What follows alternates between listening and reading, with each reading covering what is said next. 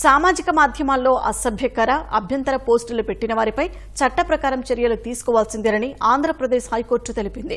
అలాంటి వారిని social media ఉద్యమకారులుగా పరిగణించలేమని స్పష్టం చేసింది.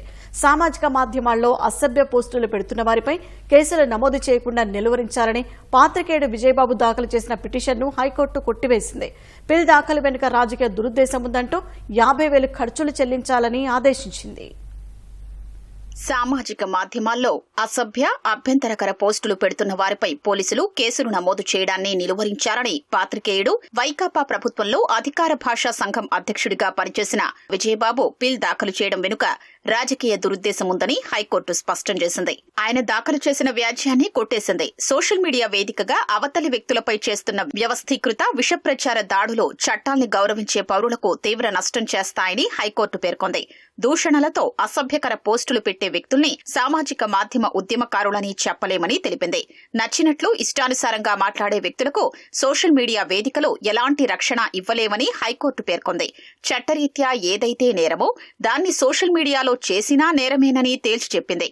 ఇలాంటి అసభ్యకర అభ్యంతర పోస్టులు పెట్టిన వారిపై చట్ట ప్రకారం చర్యలు తీసుకోవాల్సిందేనని పేర్కొంది. ముఖ్యంగా అవతలి వ్యక్తుల్ని లక్ష్యంగా చేసుకుని అపఖ్యాతి పాల్చేసేందుకు పనిచేసే కిరాయి మూకల విషయంలో కఠిన చర్యలు అవసరమని పేర్కొంది.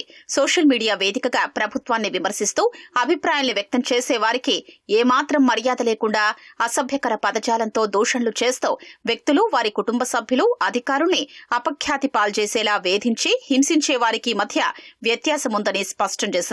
సోషల్ మీడియాను దుర్వినియోగం చేసి కులమతాలు, సమూహాల మధ్య విద్వేషాలు రేకెత్తించి సమాజంలో అశాంతిని కలిగించే అవకాశం లేకపోలేదని హైకోర్టు తెలిపింది. సమాజంలో అట్టడుగు, ఆర్థికంగా బలహీన వర్గాలకు చెందిన వ్యక్తుల హక్కుల కోసం పిటిషన్ దాఖలు చెయ్యలేదని పేర్కొంది.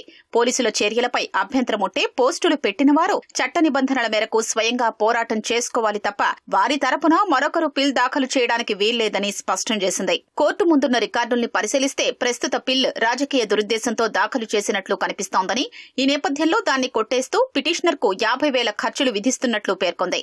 ఈ సొమ్మును నెల రోజుల్లో ఏపీ న్యాయ సేవాధికార సంస్థకు జమ చెయ్యాలని పిటిషనర్ విజయబాబును ఆదేశించింది.